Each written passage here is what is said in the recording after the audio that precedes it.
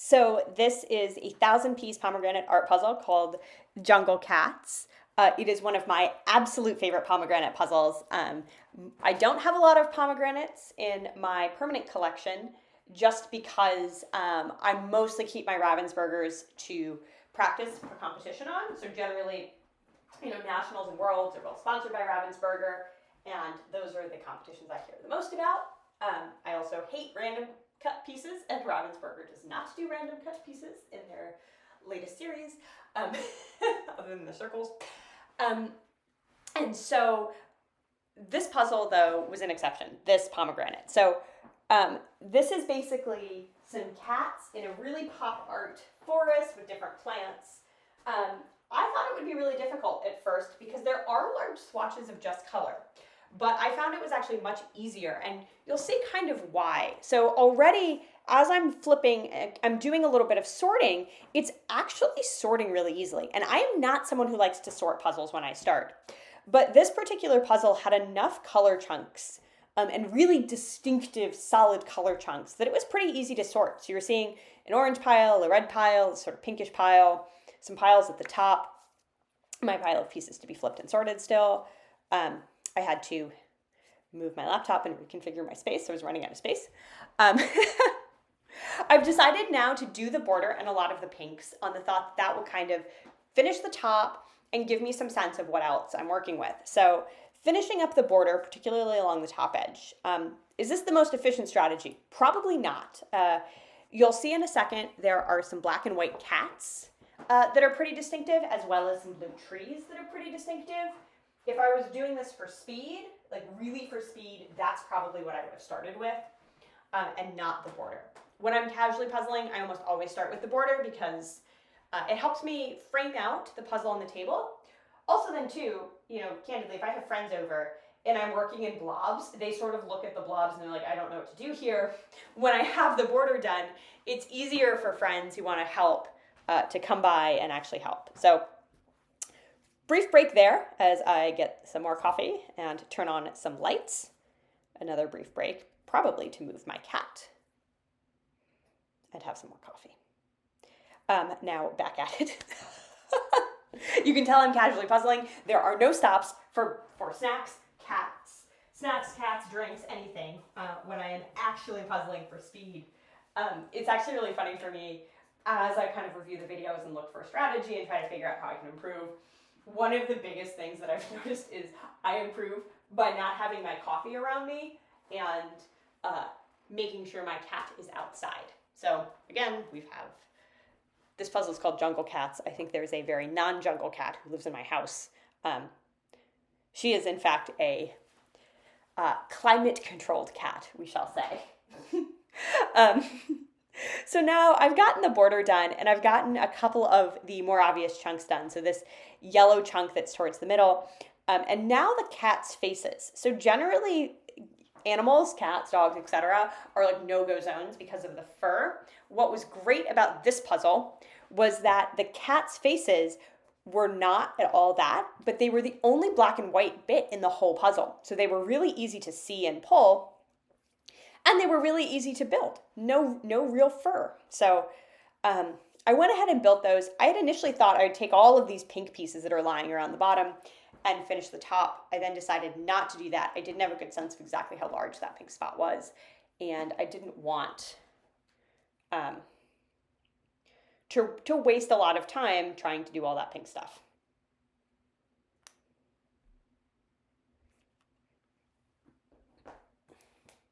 So you can see I still haven't built the bottom border. This is a pretty busy puzzle, especially towards the bottom.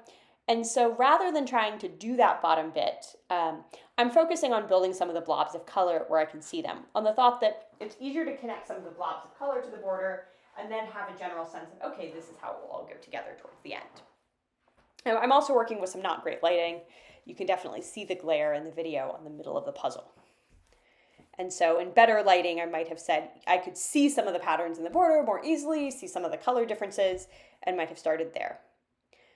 One of the things that's also happening is I am taking a lot of breaks, or what looks like breaks, because pieces are falling on the floor.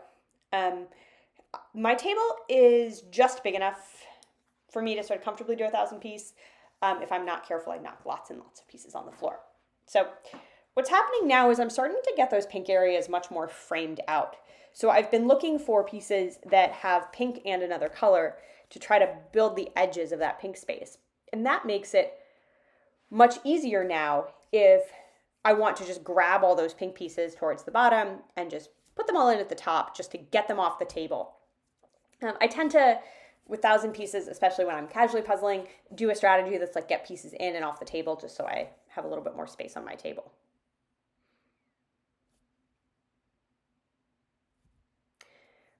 Because I have finished the top, I've actually pushed the puzzle up on the table. I've pulled over some of those cats that I've built, and I'm connecting them in to the main body of the puzzle. So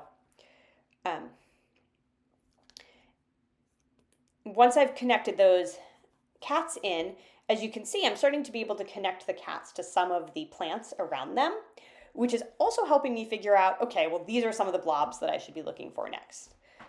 In retrospect, a good plan now might have been to pull all of those blue pieces. So for that those pretty distinctive blue blobs towards the top, push those to the side. Coming back to the puzzle, interestingly, in better lighting, what you see is that because of the better lighting, I've actually switched my strategy a little bit, and I am building some of the plants. So not doing sort of the really shape dependent color spots at the top where, like, you know, when you're looking at all those pinky purple pieces, it's easiest to do it by shape. I've moved back to doing stuff by pattern because the lighting has dramatically improved. So now I'm building all of these little circular plants. One of the things that I'm not doing well here is I'm jumping a little bit and doing some of the blue pieces. I really should either commit or leave the blue pieces because, you know, you want to pull them in, you want to get them all done. And they really are more of a shape game than a pattern game. So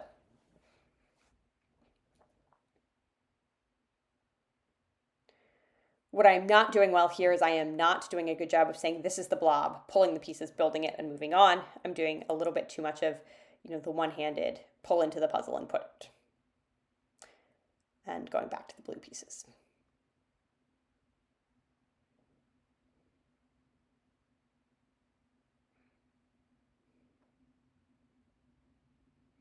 As you can see, I'm testing and putting back blue pieces. So I've sort of committed to doing much more of the blue now, which is good because it'll let me push the puzzle up on the table and just really focus on the area I'm working on. But I'm very much getting those blue pieces set. And now focused on how can I build out more blobs within this remaining white space to structure the white space. So my goal with this puzzle is basically, let's build as many distinctive plants as I can. So that means I can actually then start to fill in between the plants. So rather than, you know, feeling like, oh, it's all just a mess, I have some pretty discrete areas. Those discrete areas also make it way, way easier once you've shape sorted.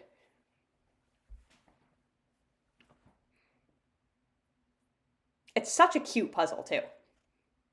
I love the cats in this puzzle.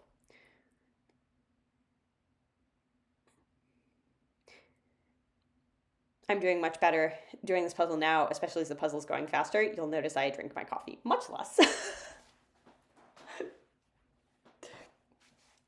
Little strategy note for myself.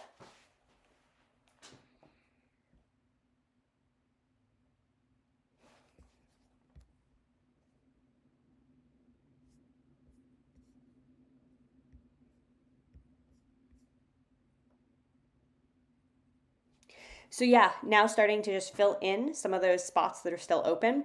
At this point, it's getting tough to see real blobs of color.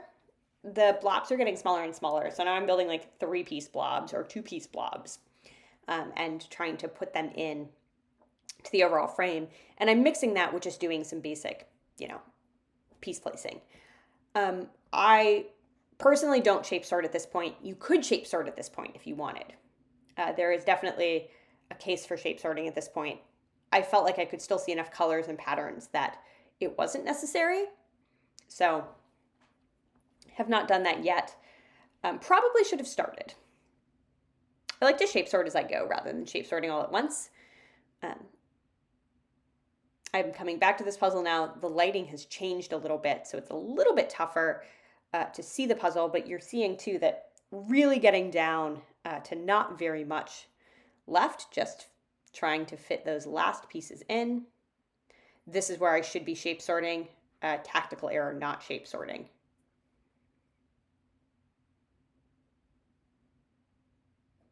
And there we are. Great puzzle, one of my absolute favorites, and have kept it to do it. It also looks really cool with the lighting for my window there.